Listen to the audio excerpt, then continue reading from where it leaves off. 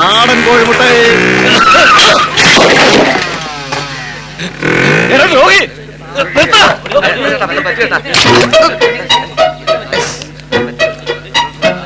കോഴിയല്ല പറന്നു മുട്ടയിടും.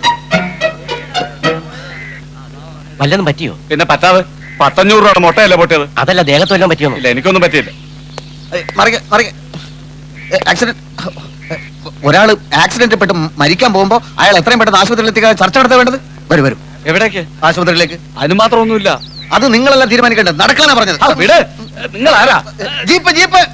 എനിക്ക് കുഴപ്പമൊന്നും ഇല്ലാന്ന്. കുഴപ്പമില്ല.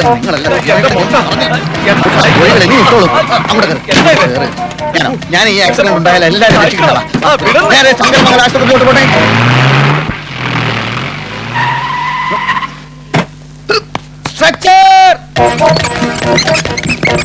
എന്തിനാ സാർ ഇതൊക്കെ? നിങ്ങൾ അധികം സംസാരിക്കരുത്. ഇതൊക്കെ എന്തിനാണെന്ന് എല്ലാ പരിശോധനയും കഴിയുമ്പോ മനസ്സിലാവും. സിസ്റ്റർ, രക്തം, കഫം, മലം, മൂത്രം എല്ലാം വിശദമായി പരിശോധിക്കണം. എക്സ്റേ തലയുടെ, നെഞ്ചിന്റെ, പിന്നെ എല്ലാ സന്ധി ബന്ധങ്ങളുടെ ഓരോന്നിരിക്കട്ടെ.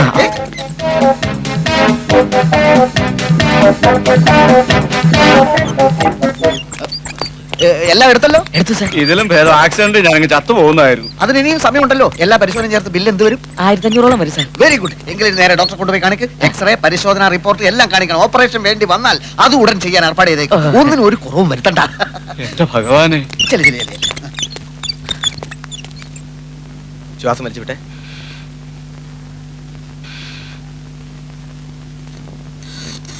എന്താണ് സിസ്റ്റർ ഇത്? ദേഹത്തൊരു പോറൽ പോലും ഇല്ലാത്ത ഇയാളെ പിടിച്ചുകൊണ്ടുപോയി ഈ ടെസ്റ്റുകളൊക്കെ അടുപ്പിച്ച് എന്തിനാ? ഇപ്പഴെങ്ങനെ ഇരിക്കുന്നു? എനിക്കൊരു കുഴപ്പമില്ല എന്ന് 100 വട്ടം പറഞ്ഞതല്ലേ. രോഗിയെ ആദ്യം കൊണ്ടുവരേണ്ടത് എന്റെ അടുത്തല്ലേ? അതിനു മുമ്പ് ഈ ടെസ്റ്റ് ഒക്കെ ചെയ്യാൻ ആരാ പറഞ്ഞു? പറയൂ. രോഗിയെ കൊണ്ടുവന്നത് മഹാദേവൻ സാറാണ്. പുള്ളിക്കാരൻ തന്നെ ടെസ്റ്റുകൾ എടുക്കാൻ പറഞ്ഞതും. ഈ മഹാദേവനെ നിങ്ങൾക്ക് പരിചയമുണ്ടോ? ഞാൻ ആദ്യമായിട്ട് കാണുക സാർ. ഒരു പ്രശ്നവും ഇല്ലാത്ത എന്നെ പിടിച്ചു വലിച്ച് ജീപ്പി കയറ്റി ഒരു വരവായിരുന്നു. അത് ശരി.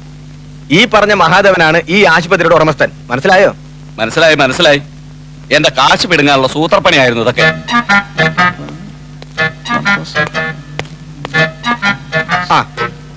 മഹാദേവൻ സാറ് ചെയ്ത ഒരു വലിയ കാര്യ. 5 മിനിറ്റ് വൈകിരുന്നെങ്കിൽ ആ മുട്ടക്കാരൻ തട്ടിപ്പോയനെ. എനിക്ക് തോന്നി ഓപ്പറേഷൻ ചെയ്തേക്കാം അല്ലേ? സാറിന്റെ അഭിപ്രായം പറഞ്ഞോളൂ. എന്ത് വേണേ ചെയ്യാം. കാലും കൈയും തലയും എല്ലാം ഓപ്പറേറ്റ് ചെയ്യാം. എന്താ? അതൊക്കെ ഡോക്ടറുടെ ഇഷ്ടം. എന്തായാലും അയാൾ ഒരു 2-3 മാസം ഇവിടെ കിടത്താനുള്ള ഒരു വകുപ്പുണ്ടാക്കിയാൽ വളരെ നല്ലത്.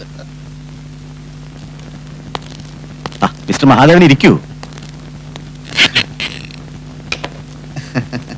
ഞാൻ ഒരിക്കൽ കിള്ളിക്കുറിശി പോകുന്ന വഴിക്ക് ശങ്കരമംഗല ഹോസ്പിറ്റൽ കണ്ടിട്ടുണ്ട്. എങ്ങനെയുണ്ട് അവിടെ കാര്യങ്ങളൊക്കെ? കാര്യങ്ങളൊക്കെ ഭംഗിയായി നടക്കുന്നുണ്ട് ഡോക്ടർ. ഞാനൊരു ഡോക്ടറല്ല, എങ്കിലും എന്റെ പ്രിയപ്പെട്ട രോഗികൾക്ക് മിടുക്കന്മാരായ ഡോക്ടർമാരുടെ സേവനം ലഭ്യമാക്കണമെന്ന് എനിക്ക് നിർബന്ധമുണ്ട്. ഡോക്ടർ അങ്ങോട്ട് വരികയാണെങ്കിൽ ഞാൻ ഡോക്ടർക്ക് എന്തും തരും. എന്ത് തരും? എന്തും. എന്നെ കുറിച്ച് മിസ്റ്റർ മഹാദേവനോട് ആരാ പറഞ്ഞത്? ഇന്ത്യയിൽ ജീവിക്കുന്ന ആർക്കാ ഡോക്ടർ അലക്സിനെ പറ്റി അറിയാത്തത്? അതിരിക്കട്ടെ, ഡോക്ടർ ജോസഫ് മാത്യു എന്തുകൊണ്ടാണ് അവിടെ നിന്ന് പോയത്? ഡോക്ടറോടായതുകൊണ്ട് സത്യം പറയാറ് തിരിച്ചുവിട്ടതാണ്. കാരണം? മറ്റുള്ളവരെ പറ്റി കുറ്റം പറയുന്നത് എനിക്കിഷ്ടമല്ല. കേൾക്കാൻ എനിക്ക് ആഗ്രഹമുണ്ട്. എന്നാലും ഞാനത് ഡോക്ടറോടായതുകൊണ്ട് മാത്രം പറയണം. ഡോക്ടർ ജോസഫ് മാത്യു ആള് മഹാ ചീപ്പാണ്. അത് ശരി, കൊള്ളാലോ. അപ്പൊ ഡോക്ടർ ജോസഫ് മാത്യു ആള് ചീപ്പാണല്ലേ? ചീപ്പാണെന്ന് മാത്രമല്ല, ആള് കള്ളനുമാണ്. ഓഹോ, കള്ളനുമാണല്ലേ? അതെ ഡോക്ടർ, ഞാൻ പറഞ്ഞാൽ ചിലപ്പോൾ ഡോക്ടർ വിശ്വസിക്കില്ല. നമ്മുടെ ഈ സിറിഞ്ചിലെ ഇഞ്ചക്ഷൻ ഉപയോഗിക്കുന്ന സിറിഞ്ച് 3-4 കേസ് സിറിഞ്ച് ഇയാൾ കൊണ്ടുപോയി മെഡിക്കൽ ഷോപ്പിൽ വിറ്റു. ഭയങ്കര. പിന്നെ പറയാൻ പറ്റാത്ത വേറൊരു കാര്യമുണ്ട്, പക്ഷെ പറഞ്ഞേ പറ്റൂ. ഒരു ദിവസം നൈറ്റ് ഡ്യൂട്ടിയിൽ ഉണ്ടായിരുന്ന ഒരു നഴ്സിനെ ഈ ജോസഫ് മാത്യു വേറെ ചില കാര്യങ്ങൾക്ക് പ്രേരിപ്പിച്ചു. അതോടെ ഞാൻ അയാളെ അടിച്ച് പുറത്താക്കി. നേരെയാണോ ഡോക്ടർ ജോസഫ് മാത്യു? കാഷ്വാലിറ്റിയിൽ അങ്ങോട്ട് അടുക്കാൻ വയ്യ. OP-യിലാണെങ്കിൽ തിക്കും തിരക്കും. നമ്മുടെ നാട്ടിൽ ഇത്രയും രോഗികളുണ്ടെന്ന് ഇപ്പോഴല്ലേ മനസ്സിലാവുന്നത്. അമ്മായി ഒന്ന് വന്ന് കാണണം, അന്തം വിട്ടുപോകും. ഞാൻ ഇത്തവണ ഒരു ടെക്നിക്ക് ആലോചിച്ചമ്മാവ. ഡോക്ടർ ആരായിരുന്നാലും അയാൾ സുന്ദരനായിരിക്കണം. എന്താ കാര്യം? സ്ത്രീ രോഗികളുടെ തിരക്ക് കൂടും. അതുപോലെ സംഭവിച്ചു. 99% രോഗികളും സ്ത്രീകളാണ്. എങ്ങനെയുണ്ട് എന്റെ ടെക്നിക്ക്? നിന്റെ ആ ടെക്നിക്ക് നന്നായിട്ടുണ്ട്. ആ ഊമക്കത്തുകാരൻ ഇതൊക്കെ നന്ദിനെ എഴുതി അറിയിച്ചിരുന്നെങ്കിൽ. ഓ, അതൊന്നും സാരമില്ല മഹാദേവ. ഞാൻ പറഞ്ഞ മറ്റേ ടെക്നിക്ക് ഉണ്ട്. അതേത് ടെക്നിക്ക്? പ്രമാണത്തിൽ ഒപ്പിട്ട എന്റെ ഫോട്ടോസ്റ്റാറ്റ് കോപ്പി ലണ്ടനിലേക്ക് അയക്കുന്ന ടെക്നിക്ക്. ഓ, ആ ടെക്നിക്ക്. പ്രമാണം എടുക്കട്ടെ? എടുത്തോളൂ. അയ്യോ അമ്മാവാ, പൊളിച്ചു. സൂര്യൻ അസ്തമിച്ചു പോയില്ലേ? ഇനി ശുഭകാര്യങ്ങൾ ചെയ്യാൻ പാടില്ലല്ലോ. ഞാൻ പോയി വിളക്ക് കത്തിക്കട്ടെ. Good morning doctor. Good morning. ഇന്ന് ഡോക്ടറെ വിളിക്കാൻ ഞാൻ തന്നെ വന്നേക്കാമെന്ന് കരുതി. നിൽക്കൂ, ഞാൻ മുറിയൊക്കെ ഒന്ന് കാണട്ടെ. സൗകര്യങ്ങളെ കൊണ്ടോ നോക്കണമല്ലോ. എങ്ങനെയുണ്ട് മുറി? മുറിയൊക്കെ വളരെ ബോറാണ്. ഞാൻ വേറെ വീട് നോക്കാൻ പോകും. ആ അയമുട്ടി പറഞ്ഞ പൈസ എളുപ്പം കിട്ടിയിരുന്നെങ്കിൽ നല്ലൊരു വീടിന് അഡ്വാൻസ് കൊടുക്കായിരുന്നു. ഇവിടെ അങ്ങനെ കുഴപ്പമൊന്നും കാണുന്നില്ലല്ലോ ഡോക്ടർ. എങ്കിൽ നിങ്ങൾ ഇവിടെ ഒന്ന് താമസിച്ചോ, ഞാൻ നിങ്ങളെ വീട്ടിൽ പോയി താമസിക്കാം. ഡോക്ടർ ആളിത്തിരി ചൂടനാണല്ലേ? ഇത്തിരിയല്ലേ, നല്ല ചൂടന്. പക്ഷെ സത്യം പറയണമല്ലോ, രോഗികൾക്ക് ഡോക്ടറെ ഭയങ്കര മതിപ്പാണ്. നിങ്ങളുടെ ആശുപത്രിയിൽ കൊള്ളാവുന്ന ഒരു ഡോക്ടർ വരുന്നത് ആദ്യമായിട്ടായിരിക്കും. എന്നെ പറ്റി ഡോക്ടറുടെ അഭിപ്രായം എന്താണ്? നല്ല അഭിപ്രായം. എന്തായാലും ഇല്ല. ആശുപത്രി പൂരപ്പറമ്പാക്കിയ പാർട്ടിയല്ലേ. ഡോക്ടർ അത് ഇപ്പോഴും മനസ്സിന് കളഞ്ഞില്ല അല്ലേ? എന്തായാലും ഡോക്ടറുടെ വരാൻ കാരണക്കാരൻ ഞാനാണ് എന്നുള്ളതിന്റെ ക്രെഡിറ്റ് എങ്കിലും എനിക്ക് തന്നൂടെ? പിന്നെ എന്റെ ആശുപത്രി നടത്തിപ്പ് ഞാൻ മിടുക്കലാണ് ഡോക്ടർ. ഡോക്ടറുടെ കയ്യിൽ ലെറ്റർ പാഡ് ഉണ്ട്. എന്തിന്? ഞാനൊരു അഡ്രസ് തരാം. ഡോക്ടറുടെ ലെറ്റർ പാഡിൽ മഹാദേവൻ തമ്പി, അതായത് ഞാൻ ബഹുമിടുക്കനാണ് എന്ന് എഴുതി ഈ അഡ്രസ്സിൽ അയച്ചാൽ നന്നായിരുന്നു. മിസ് നന്ദിനി തമ്പി. ആരായത്? എന്റെ കാമുകയാണ്, അമ്മാവന്റെ മകളാണ്. ലണ്ടനിൽ പഠിക്കുക. ചെറുപ്പം തൊട്ടുള്ള എന്റെ ഒരു മോഹമാണ്.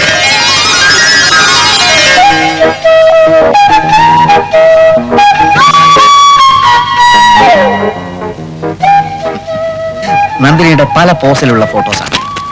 ഡോക്ടറെ പറ്റി അവൾ അറിഞ്ഞിട്ടുണ്ട്. ഡോക്ടർ എന്നെ പറ്റി 2 നല്ല വാക്ക് എഴുതിയാൽ അവൾക്കത് വലിയ സന്തോഷമായിരിക്കും. നിങ്ങൾക്ക് വട്ടുണ്ടോ? എന്റെ അറിവിലില്ല.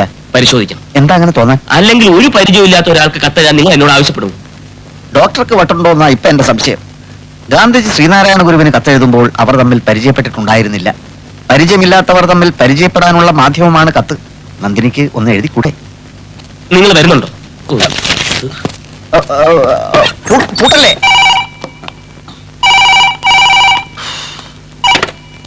ഹലോ, മൃഗാശുപത്രിയോ? അതെ, മൃഗാശുപത്രിയാണ്. എന്ത് വേണം? ഞാൻ ആരാണെന്നോ?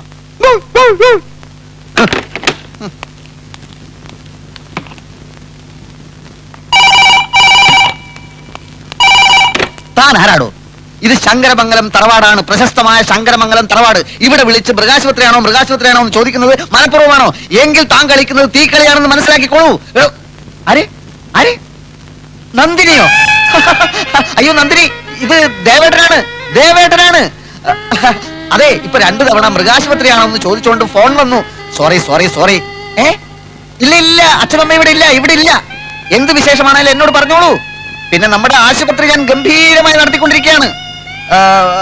ഊമക്കത്ത് അത് വെറും നുണയാണ് കേട്ടോ. എന്ത്? അടുത്ത ആഴ്ച വരികയാണെന്നോ? Very good. അടുത്ത ആഴ്ച എന്ന് വെച്ചാൽ ബുധനാഴ്ചയോ വെള്ളിയാഴ്ചയോ? Hello hello hello hello hello.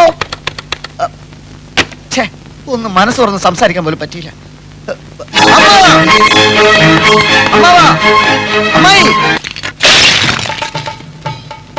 ഇനി ഇവിടെ ചോറും കറിയും വെക്കുന്നത് എങ്ങനെയാണെന്ന് എനിക്ക് ഒന്ന് കാണണം. ഭദ്രകാളി, സ്വന്തം ഭർത്താവ് പട്ടിണി കിടന്ന് ചാവണമെന്ന് അവളുടെ ആശ. അല്ലടി, നിന്നെ കൊന്നിട്ടേ ഞാനും ചാവുള്ളൂ. എടി ഭദ്രകാളി, ഇറങ്ങി വാടി. എന്താണീ നോക്കുന്നത്? കാരണം പോലീസും നീയും തമ്മിലുള്ള ഇടപാട് നാട്ടിൽ മുഴുവൻ പാട്ടായി നാളെ കിടക്കുമ്പോഴാണ് ഞാൻ വന്നത്. പോലീസ് മുങ്ങിയപ്പോ ഒരുത്തരും കിട്ടിയില്ല നിന്നെ കെട്ടാൻ. ഞാൻ കെട്ടി. അതാണ് എന്റെ ആത്മാർത്ഥത. ആ എണ്ണ നിനക്കിപ്പം വരില്ല. എനിക്ക് മാത്രം ഇവിടെ ചോറില്ല. അല്ലടി, എന്താ കണ്ടൂടെ ചട്ടി? പഴയതിൽ ഇനി ഇതും കൂടി ബാക്കിയുള്ളൂ. ഇതും കൂടി ഒന്ന് ഉടച്ചു തന്നിരുന്നെങ്കിൽ എനിക്ക് പോയി പുതിയത് വാങ്ങിക്കായിരുന്നു. പിന്നെ അത് ഉടച്ചു തുടങ്ങാം. ഉടക്കാനാ പറഞ്ഞത്. തൊട്ട് പോരു തന്നെ. ഈ കയ്യേ വിട്ടു. കള്ളു കുടിക്കാൻ കാശ് വന്ന് ചോദിച്ചപ്പോ ഞാൻ പറഞ്ഞില്ലേ ഇത് അരി വാങ്ങിക്കാനുള്ള കാശാണ്, ഇത് തരില്ലെന്ന്. അപ്പ പറഞ്ഞ് എനിക്ക് ചോറ് വേണ്ട, കള്ളു മതിയെന്ന്. കള്ളു കുടിച്ചു കഴിഞ്ഞപ്പോ ചോറ് വേണമെന്ന്. ഇവിടെ ചോറില്ല, ഇല്ല ഇല്ല. ഇനി ഇവിടെ കിടന്ന് ഒച്ചയും വേളം ഉണ്ടാക്കിയാലുണ്ടല്ലോ. എന്റെ സ്വഭാവം അറിയാലോ. കരണം പോലീസുമായിട്ട് എനിക്ക് ബന്ധം ഉണ്ടായിരുന്നെങ്കിലേ പിന്നെ എന്തിനാ ഇയാളെന്നെ കെട്ടിയത്? നിന്റെ തന്ത എനിക്ക് കാശ് തന്നിട്ട്.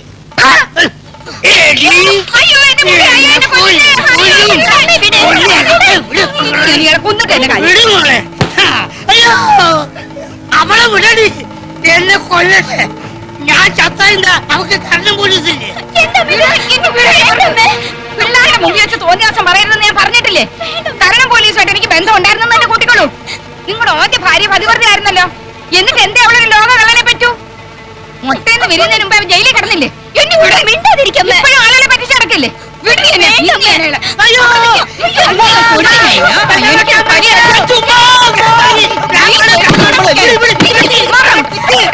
ഞാൻ പറഞ്ഞ കേൾക്കൂല. ഒന്ന് അടങ്ങി. ഇന്ന് എത്ര കലം പൊട്ടിച്ചു പറ. എനിക്ക് ഒരു ചോറ് തന്നില്ല. ചോറ് വേണ്ട, ആ അരിയുടെ കാശിന് കള്ള് മതി എന്ന് ചേട്ടൻ പറഞ്ഞാണ്. അത് തന്നെയല്ലേ സംഭവം. ഇന്നെങ്കിലും വല്ല പുതുമ ഉണ്ടാവും ഞാൻ വിചാരിച്ചു. ഉണ്ടായില്ല. കലത്തിന്റെ കാശ് വേണം, അത്രയല്ലേ ഉള്ളൂ. ഞാൻ തന്നേക്കാം. അയ്യോ പ്രശ്നം തീർന്നല്ലോ. തീർന്നല്ലോ. ഈ രൂപ രാജഗോപാൽ എന്റെ പേർക്ക് മണി ഓർഡർ അയച്ചതാ നിങ്ങൾക്ക് തരാൻ. ആണോ?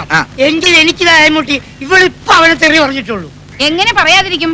അവന്റെ ഈ പെമ്പിള്ളാരുടെ തള്ള രണ്ടാണെങ്കിലും തന്ത നിങ്ങൾ തന്നെയല്ലേ.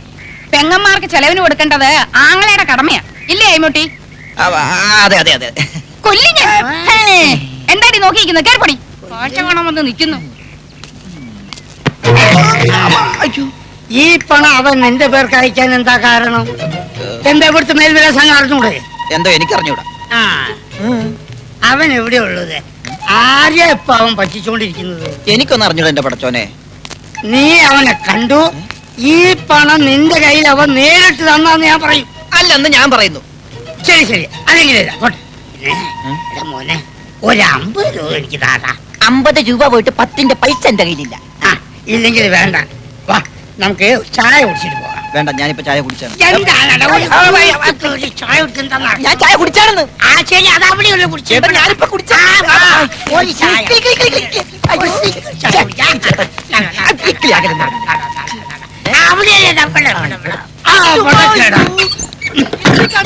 അതെ, വാതിലടിച്ച് കുച്ചിട്ടതാ. നിനക്കറിയാ അവൻ എവിടെയാ ഉള്ളതെന്ന്. അവൻ കാശുണ്ടാക്കുന്നുണ്ടെന്നുള്ളതും എനിക്ക് മനസ്സിലായി. അവനെ കാണിച്ചു തരാതെ നിന്നെ ഇവിടുന്ന് പുറത്തു വിടുന്ന പ്രശ്നമല്ല ആയിമുട്ടി പട്ടി. ഡോക്ടർ എന്താണോ? ഡോക്ടർ അച്ഛനും അമ്മയും വന്നിരിക്കുന്നു. ഡോക്ടറിന്റെ അച്ഛനും നോക്കത്താ ദൂരം വരെയായിരുന്നു പാടം.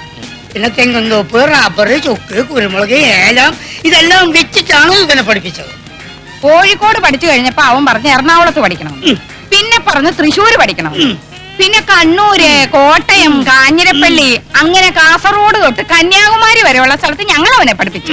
ഇതും കഴിഞ്ഞപ്പോ പറയാണ് എന്തോ ഒരു പാല്. എന്ത് പാല്? മണിപ്പാല്. മണിപ്പാല്. ഞാൻ പറഞ്ഞോളാം, എനിക്കറിയാം. ഇടയ്ക്ക് കയറി പറയരുത്. മണിപ്പാലി പഠിക്കണം. ആ സമയത്താണ് നമ്മൾ ആ റബ്ബർ എസ്റ്റേറ്റ് വിറ്റത്. 27 ഏക്കറല്ല, അമരാവതിയിലുള്ള 30 ഏക്കർ. ആര് നോക്കണം എവിടേക്കാ കിടക്കണമെന്ന്? എന്ത് വിറ്റാലെന്താ? ഒന്നും പാഴായി പോയിട്ടില്ലല്ലോ. റബ്ബറും തെങ്ങും ഒക്കെ ഇനി ഇഷ്ടം പോലെ വാങ്ങിക്കാവല്ലോ. എല്ലാരും ഉണ്ടല്ലോ. മമ്മി എന്തൊക്കെയുണ്ട് വിശേഷം? ഡാഡി എവിടെ?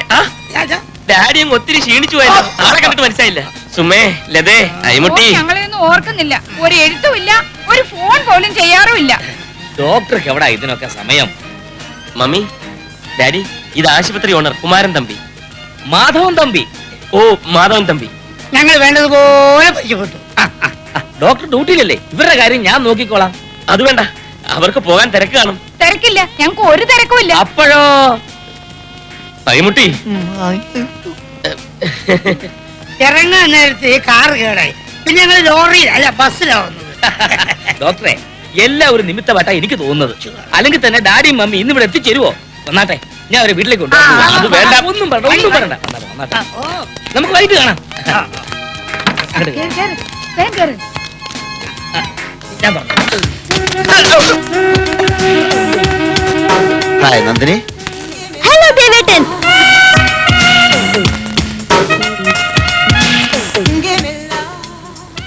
അയ്യേ, ഇതെന്താ ഇങ്ങനൊരു വേഷം? അത് ഒരു രസം. ആശുപത്രിയിലെ ഭയങ്കരമായ തിരക്കുകളൊക്കെ കഴിഞ്ഞ് വീട്ടിലെത്തിയാൽ ഉടൻ ഞാൻ എപ്പോഴും പാൻസിന്റെ മേലെ ഇങ്ങനെ ഒരു കൈലി എടുത്ത് കൊടുക്കും. അതെന്തിനാ? മാറ്റണം, മാറ്റാം. അമ്മ അവൻ എന്നോട് ഒരു വാക്ക് പറഞ്ഞില്ലല്ലോ. ഞാനും എയർപോർട്ടിൽ വരുമായിരുന്നില്ലേ? പറയാം. എന്താ മഹാദേവ നീ ഇങ്ങനെ വിവരക്കേട് സംസാരിക്കുന്നത്? അവളിൽ എന്നിൽ നിന്ന് വന്ന പെണ്ണല്ലേ? നമ്മളെ പോലെ ആണും പെണ്ണും തമ്മിലുള്ള വ്യത്യാസം അവിടെ ഉണ്ടോ? അവിടെയൊക്കെ പെണ്ണുങ്ങൾ ആണുങ്ങളുടെ മടിയിൽ കയറിയിരിക്കും, കവളത്തുന്നുള്ളും. അതൊക്കെ സർവ്വസാധാരണമല്ലേ? എങ്കിൽ അവളെന്താ എന്റെ മടി കയറിയിരിക്കാത്തത്, കവിളത്ത് നുള്ളാത്തത്? എന്റെ കവിളും മടി ഇവിടെ ഫ്രീ ആയിട്ടിരിക്കാണല്ലോ. അതെ, അവൾ അറിഞ്ഞു കാണത്തില്ല. അഥവാ അറിഞ്ഞാൽ തന്നെ അങ്ങനെയൊക്കെ നിന്റെ അടുത്ത് കാണിക്കണമെന്ന് അവൾക്ക് കൂടെ തോന്നണ്ടേ? അതെന്താ തോന്നാത്തത്? എവിടെയോ എന്തോ കുഴപ്പമുണ്ട്. എടാ, നിന്നോട് ഞാൻ 100 വട്ടം പറഞ്ഞല്ലേ പ്രമാണത്തിൽ ഒപ്പിടെന്ന്. എടാ, ഈ സ്വത്ത് മുഴുവൻ അവിടെ വരുന്ന എഴുതി വെച്ചെന്ന് അറിഞ്ഞിരുന്നെങ്കിൽ അവൾ കവളത്തുകൊണ്ടതല്ല, നിന്നെ കെട്ടിപ്പിടിച്ച് ഉമ്മ വെച്ചേനെ. ആ ഒപ്പിടാൻ നേരത്ത് പല്ല് ചലച്ചു, പട്ടി കുറച്ചെന്നൊക്കെ പറഞ്ഞ് നീ മടിച്ചതല്ലേ കുഴപ്പമായത്. ഒപ്പിട്ടാലെല്ലാം നേരെയാവുമെന്ന് അമ്മാവന് തോന്നുന്നു. എനിക്കുറപ്പാ. എങ്കിൽ ഒപ്പിട്ട് കഴിഞ്ഞു. പാൽനിറ പാൽക്കുഴമ്പ് എന്നിവ ഉള്ളം കയ്യിലിട്ട് ചലച്ചുണ്ടാക്കിയ ഈ മരുന്ന് നിങ്ങൾ ചൂട്ടുവരെ കൊണ്ട് തോണ്ടിയെടുത്ത് അണ്ണാക്കിട്ട് ഒരു 3 കറക്ക് ടപ്ലിയു എന്ന് സ്വരം കേട്ടാൽ സംശയിക്കേണ്ട സുഹൃത്തെ നിങ്ങൾ രോഗം ശേഷം മാറി നോക്കണം സാർ. ഇതുപോലെ എന്റെ കയ്യിലിരിക്കുന്ന കെട്ടുമ്പനെ ആനാക്കാമാനെ പൂനയാക്കാം പൂനെ ചേനയാക്കാം. ഇത് മായമല്ല ജാലമല്ല മരുന്നിന്റെ മാധ്യമ ശക്തി മാത്രമാണ്. ആലപ്പിയടി മാലി കൊണ്ടോട്ടി കൊല്ലേണ്ട വിദേശ രാജ്യങ്ങൾ ചുറ്റിത്തടിച്ചാൻ ഇവിടെ വന്നിരിക്കുകയാണ്. ഞാൻ പറയുമ്പോ കളിയാണ് പൊളിയാണ് ചതിയാന്ന് അറിയില്ല സുഹൃത്തേക്കില്ല. പാറയിൽ മുള്ളിയാൽ തെറിക്കുക, വെള്ളത്തിൽ മുള്ളിയാൽ നുരവങ്ങുക, ചില മൂന്ന്